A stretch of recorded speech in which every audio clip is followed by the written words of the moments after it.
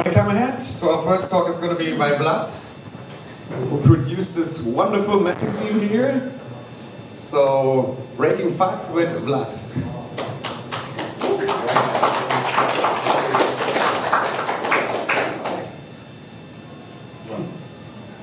Good morning, girls. I hope you guys have a lot of energy and you're very excited for another day of presentations. I have my slides on this laptop and I hope it's going to work. But until then, I prepared some magazines that I want to pass along so you get to take a look at them.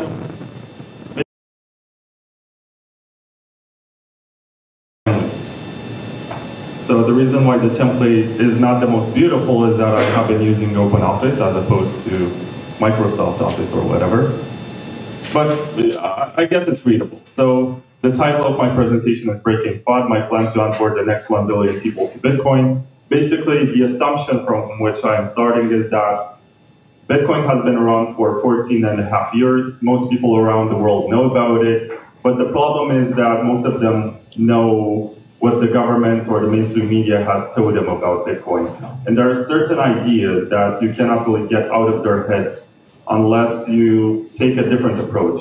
As most Bitcoin education starts from the assumption that you should go through Austrian economics, or maybe you should learn about cypherpunk culture, and from that, maybe you're going to have the ideological predisposition to onboard the Bitcoin space, which is utopian. I think a better approach is to take the reverse approach, to tackle exactly what concerns them and what they don't like about Bitcoin, what it is that they think is terrible and why they think that Bitcoin is going to fail, and explain to them why it's not really like that. So what is FUD? It's a very popular abbreviation for fear, uncertainty, and doubt. And people use it usually to dismiss. When something comes along and there's some news about something, they're going to say, no, it's FUD, which means that it's untrue. But at the same time, it's also a self-defense mechanism when you're faced with new information and you are in a situation where your version of reality is being confronted by new information. You're going to deny it first, so you're going to fear it, you're going to feel uncertain about it, and you're going to doubt it until you are being presented good enough proof to change your opinion. What is the Bitcoin FUD? And in order for me to write this magazine, which is called Breaking FUD, I actually appealed to the almighty oracle of ChatGPT and asked it, what are the top 10 biggest threats to Bitcoin?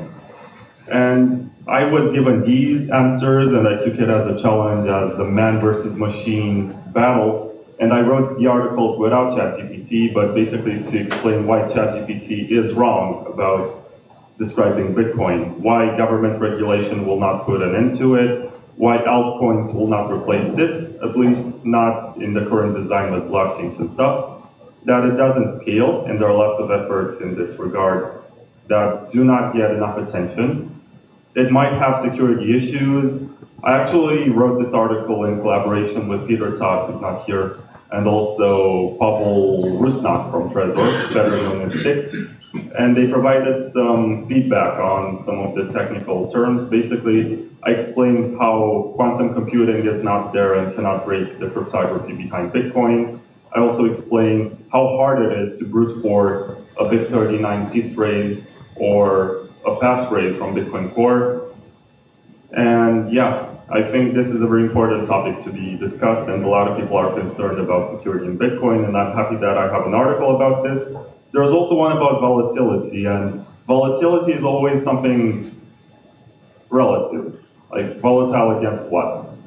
If you only compare to the US dollar, it might be super volatile. But if you compare to the Turkish lira or the Venezuelan currency or the Argentinian currency, you're going to realize, okay, Bitcoin is actually at an all-time high right now as compared to these local currencies. And volatility is only used usually to complain about the negatives, not the positive side, which means that it appreciates against that fiat currency. So I also took the time to explain that. There's also use case silly. This is, one of the most common criticisms of Bitcoin that it's a one-trick pony, it's only a store of value, it cannot do stuff, but pretty much everything that you see, like 80% of the stuff that you see on Ethereum was made on Bitcoin with counterparty. And on layer 2, there is so much stuff that you can build, and it's more scalable, it's more elegant, and I'm pretty sure, as a Bitcoin maximalist, and my version of maximalism doesn't mean that Bitcoin is already perfect and you don't need to improve it. My version of maximalism is that you can integrate everything that's interesting from altcoins on a layer of Bitcoin to make it more scalable, more private, and faster. There's also an important article about the energy consumption of Bitcoin, about the meme that it burns the oceans. And I think the best source to debunk that, I wrote like a 12-page article, it's the longest in the magazine, and I spent so much time explaining why Bitcoin is important, first of all, because usually when people say Bitcoin is boiling the oceans, it's a very nihilistic argument. It means basically that they don't want it to exist and they don't think it has anything legit. So they're like, yeah, we should end it because we have banks, we have proof of stake or whatever. And I think Cambridge University has the best kind of statistics that you can find, and they even have a graphic that's called apples versus oranges, in which they explain, they put energy consumption of Bitcoin, which is super transparent because you can see the hash rate and you know how much energy consumption there is for the average ASIC miner, so you can determine the energy consumption by that. It's very easy to calculate. So they put it in the perspective of other energy consumers, and you're going to see that televisions that are open idly in the US consume half of the energy of Bitcoin, and that's only TVs that you leave on at night for no reason. And also air conditioning, which we are all enjoying in this room, is about 5 times more energy intensive worldwide than Bitcoin is. So when you put this into perspective, and you also think about clothes dryers, which also consume almost as much energy as Bitcoin, you're going to realize, okay, there is room in the world for this. It's not like it's boiling the oceans, which is the meme. And also, it's not like if you put more energy into Bitcoin, you're gonna mine more coins. That's also something that gets misunderstood in mainstream media. If you put more energy into mining, you're going to get the same reward and the difficulty will go up for everyone, which means that some miners will drop out. So the difficulty readjustment is probably the smartest part of Bitcoin, but Thomas might disagree with me. And there's also an article about the centralization of mining and what it means to have a mining pool, how mining pools are governed, to which extent mining pools can make decisions on behalf of the participants, and what it means when you see a mining pool from China, for example. Let's take Ant Pool. I think that's the one by Bitmain. It's easy to point your finger and say, yeah, this is run by the Chinese government, but it's hard to figure out that myself from Romania, I can mine with that mining pool, and I don't have to necessarily agree with it. I just take the rewards for as long as I am fine with what the mining pool is doing. And I think this is also something that needs to be addressed, and I wrote an article about it. And the last two are about education and understanding and mainstream acceptance. I think they're kind of silly, but they still deserve their fair share of attention because, ChatGPT, it knows what people are concerned about, and this is my alarm on my phone, sorry. And this is the result of my work. This is the 3rd annual magazine that I produced. It has a cover that's not inspired by Breaking Bad. Please don't sue me, AMC Studios. And it's AI generated, actually. And I want to thank the sponsors who made this possible, and Wojciech from Crypto Steel is here, so I can thank him in person. There are 13 articles in this magazine, which has 100, it has almost 90 pages. There's a foreword which explains my personal history with FUD and how I discovered Bitcoin very, very early on, and I thought it was a stupid idea. And I went through a process which, I tried to not necessarily stop, but prevent a bit with my magazine, because if I had this 10 years ago when I read about Bitcoin, I would have bought without thinking too much. Because I wish I had all of this information, because the concerns that I had in the back of my mind as a university attendee who was very much into status ideas, I just wish I knew what I know now. And I guess this is the beauty of human civilization. You can build something that the next generation can enjoy and not worry about. We all wish. Yeah, exactly. We all wish. And we all wish we didn't go voting so we lose our Bitcoin. We're going voting tomorrow, so I hope you're excited. There are 10 articles which cover the most popular Bitcoin FUD, which you have already seen in the previous slide. There is one article about more serious Bitcoin FUD, because I think that fungibility and the security budget are kind of serious concerns. You want one unit to be accepted as all the others without any taint or whatever. And this is at the social layer, of course. You decide that this coin should not be there and this one should. But human subjectivity is not going to go away. So it would be nice if there was some built-in fungibility. And there's also the security budget discussion, which I think is the most interesting. It's the biggest bet in Bitcoin, the one that Satoshi made back in 2009, when he decided to have this fixed supply, which diminishes every 4 years. And it's going to be interesting to see how miners are going to react to that. If the price always goes up, if the price always doubles after every halving cycle, or we're going to figure out something about filling blocks and paying more fees, or having bigger blocks or whatever. All of these are unpopular opinions. Right now, we just hope that the price will double. But you have to realize at one point that there's only so much household money in the world, and there's only so much money in stuff. So unless we believe that money printing is going to be as crazy the entire time, and they're going to secure Bitcoin just by being irresponsible, we have to also think about other ideas. And the most unpopular one is by Peter Todd, who's not here, but he believes that tail emission is not that bad, to have some sort of inflation, because he believes that a lot of Bitcoin are lost, and basically when you have tail emission, you're only recovering the lost Bitcoin. But anyway, that's another discussion for another day. And the last article in the magazine, last year I was called a dictator of sorts, because I write everything by myself. But when I wanted to get someone to write for me, they asked me for $1,000, and I was like, no, I want to do this by myself. I would rather do this by myself than pay you so much. But Rapton from Satoshi Labs, he works at Trezor right now.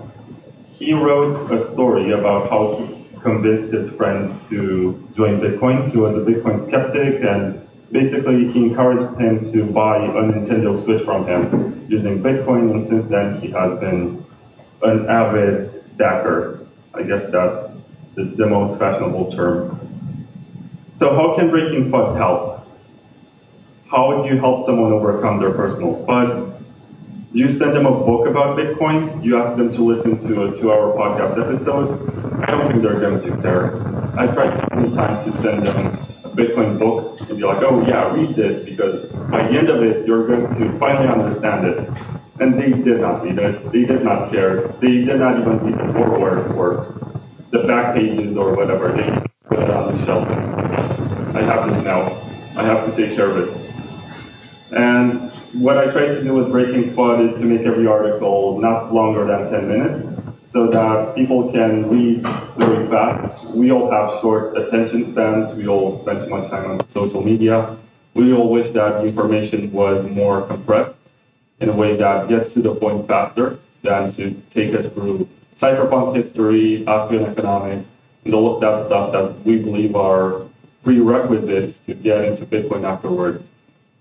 So I tried to take this approach, and it's also an open source project published under the Creative Commons pure license. Anyone can download it, print it, modify it, and even sell it without paying any royalties. This is what Mallorca Blockchain Days is doing with this edition, which has palm trees on the cover. It's more special than the others, and only 23 of them were printed. So there's also a scarcity argument if you want to purchase it. But if you don't, you can download this for free and print it yourself. It's not the end of the world. And I need to thank Chris, Andre, Mike, and everyone else from the Mallorca blockchain team for supporting the magazine, because I'm not sure how many of you were here 2 years ago or last year, but I launched, where is it? Oh, I thought I had a slide with the first one, but I have a slide with last year's magazine, and the one that they printed was this one. And the people who attended the conference last year have a copy of that one, and I think they become collectibles in time, and I very much appreciate that they printed 200 of them. So thank you very much, Chris and Andre. Thanks to you guys. You printed 200 of them, and you also told me that I was not kind enough last year when I spoke about your contribution. And there's also a roadmap, because of course there is a roadmap. How can you have a project without a roadmap? So what's next after I produce this one and I open sourced it? The point is to print as many copies as I can for every major Bitcoin conference and promote it to Bitcoiners, because they are the ones who can be the gatekeepers of information for their normie friends. It's hard to go to bars and stuff like that and convince people, yeah, you should read this. They're not going to care. But if you have a close family member or a close friend who is kind of interested but has no time to get into this, it's easy to just get a copy of this and give it to them. So I already spoke with the people from multihoneyBadger.com, which is in Atlanta, Georgia, and is a very developer-oriented event. The Proof of Work Summit, which takes place in Prague in September, and also the Hackers Congress, which is at Parallel in Police, and it's going to have its 10th annual edition this year. And maybe I'm also going to El Salvador and La Bitcoin. I haven't made up my mind yet.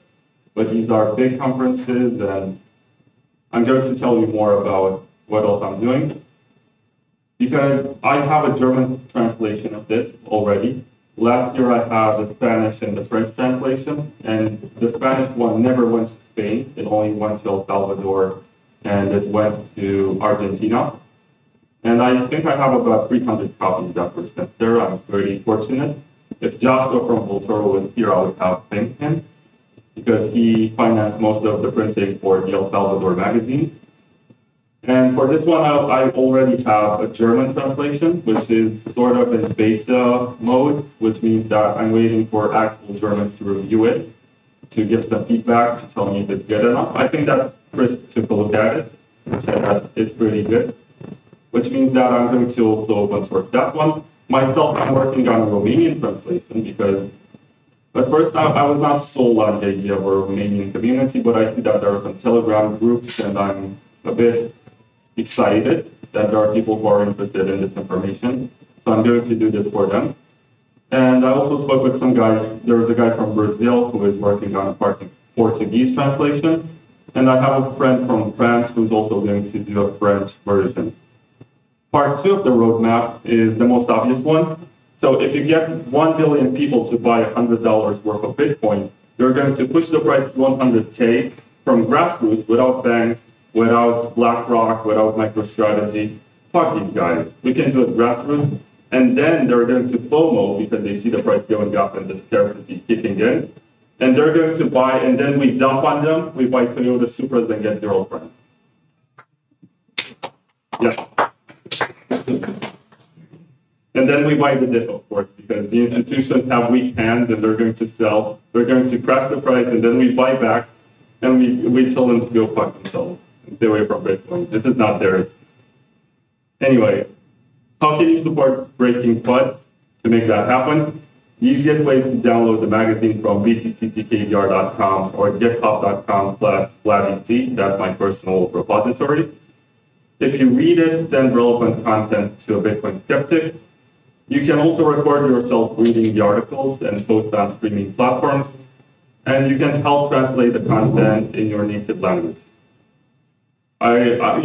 This is the best way to help to spread the word and contribute to the project in some way, if you want, and you have the spare time.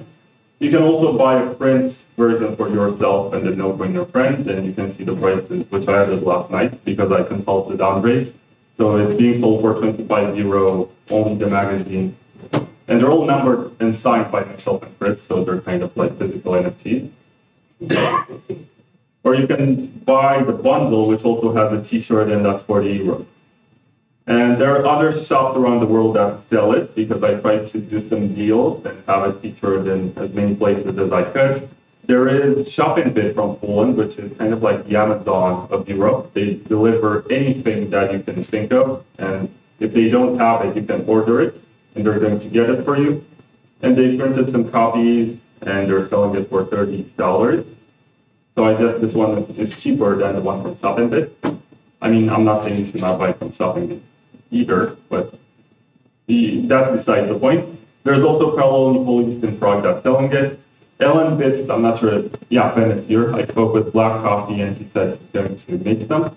And they have a purple cover, just like Ellen Bits, so it's more special. I try to make every edition unique in its own way. And Crypto Cloaks, I'm still speaking with them. They're from the US. Maybe they can distribute the magazine. I don't know. It's still in the early phases of discussion. I hope it happens, but if it doesn't, I'm not going to cry, or you're not going to see me crying. But that's not Maui. Anyway, you can also donate to the project to pay for translators and offer free copies to meetups or conferences. That's another way in which you can contribute. But mostly, the social way, telling people about the project is the most important. It's not about the money, it's about the mission. It's time to break the FUD, because this is the kind of resource that I wish I had myself when I first read about Bitcoin. And onboarding people who need money that can be censored, confiscated, or arbitrarily inflated is more valuable than institutional adoption. That's my philosophy on Bitcoin, and that's why I'm doing this. I don't get the point of ETFs, but we can talk about that on the hallway. This is the magazine, and this was my presentation. Thank you.